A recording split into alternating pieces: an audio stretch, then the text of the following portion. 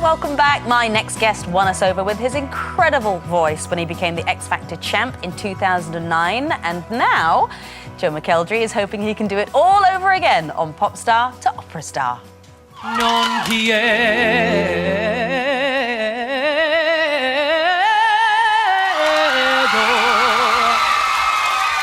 morir d'amor.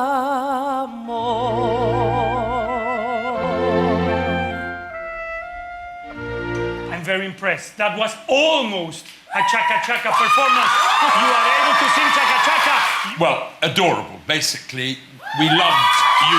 And you've got one more girl in love with you, because that was brilliant. Oh, thank you.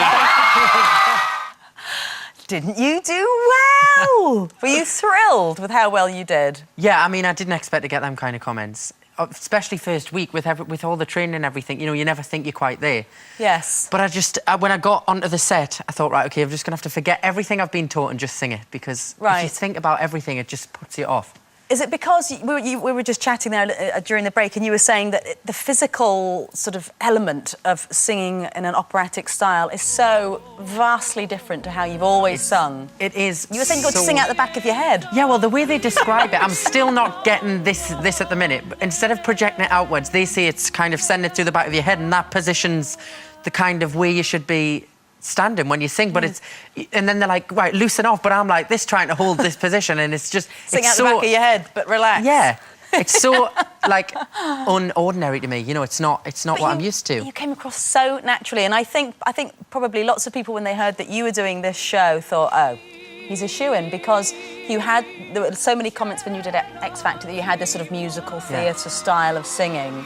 So, I mean, is a whole new career born for you? We'll see. We'll see. I don't know if I could sing opera all the time. It's exhausting. Is it? It's physically tiring. You know, when I was doing, you know, all the album promotion, things like that, it was more mentally tiring, you know, like talking all the time and things like that. But this is like really physically, you know, coming out of a vocal session is like doing an exercise class. Do you feel that your voice has improved as a result of what you've learned?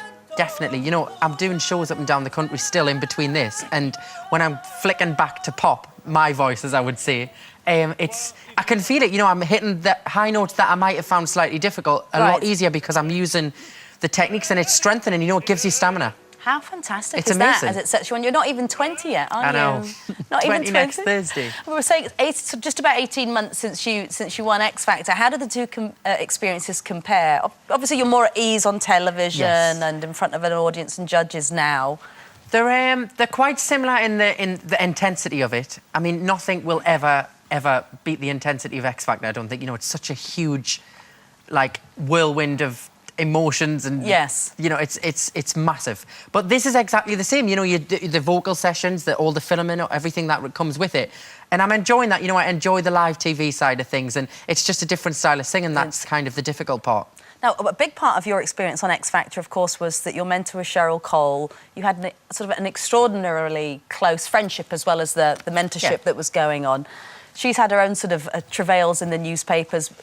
Was she a judge on the American X Factor, and then she was out, then she was back in again. Have you sort of kept in touch with her through that period? We do keep in touch, but I haven't spoken to her in the past couple of weeks, because, you know, I think it's quite a private time when something, if what's been said in the papers has happened, it's quite a private time, so I don't really want to kind of be like prying for information and be like, oh, what's happened? And but, you know, she'll be fine. She will be fine. Of course she will. She always is fine, and she's an amazing, talented woman, and she'll go on to bigger and better things, I'm sure. Isn't it amazing that we talk just as much about the sort of the trials and tribulations of the judges on these shows as we do the contestants? It is, yeah. I mean, the judges are a huge, important part of the show, and I think that's what makes this show different to other things. You know, it kind of focuses on judges, contestants. Anybody that's linked to it, it focuses on, because it's such a huge show. And for you, I mean, obviously winning it, amazing, brilliant, you know, and you had your #1 and everything goes great. And then the reality is, as we just said, you know, when that happens to you when you're in your 18, 19, you can't maintain that pole position for the next 20 years. There are going to be ups and downs. Yeah. And you're not signed to Simon Cowell's record label anymore.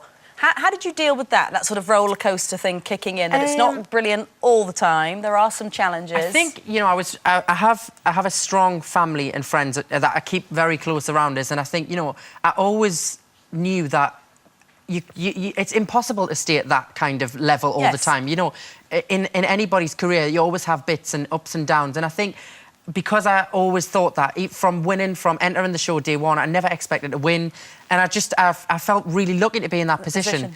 And so it was just one kind of step in my career that kind of, it's an experience that'll help, I suppose, in further years. Absolutely. Definitely. What would your advice be to old Jai McDowell, who's just won Britain's Got Talent, who doesn't have a dissimilar style to you, actually, but right now he is in the eye of that storm, as wonderful as it is. Yeah. His life has just changed overnight. What would you, reflecting back on your 18 months, what would you That's say quite a to him? That's quite a good explanation. Eye of the storm.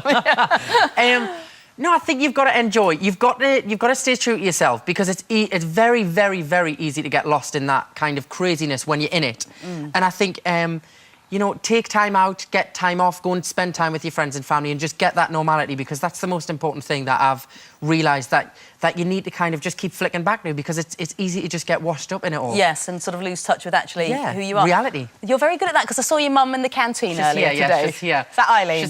She's hiding away from the... I think she's sick of studios now. Oh, there's a nice little picture of you just a few years ago. Not too... So do you sort of take her with you when you're sort of on the road and stuff? I've always got one friend, a family member, somebody's always staying with us, because it's nice to have somebody that kind of knows you just for who you are, and knows when you're feeling a bit uncomfortable, or knows when you're slightly nervous. You know, they kind of know all the emotions, and they know how to deal with me with them. So absolutely. Well, listen, I think Mr. Cow's going to be knocking on your door wanting to sign you to a massive opera contract, because I've got my money on you, young man. Thank you. Phenomenal. Thank I know you that very you're much. not performing this weekend, but we'll see you the following weekend. Following weekend, yes. Best of luck. Thank you. Brilliant. Thank you. Before we get to all of your texts, it's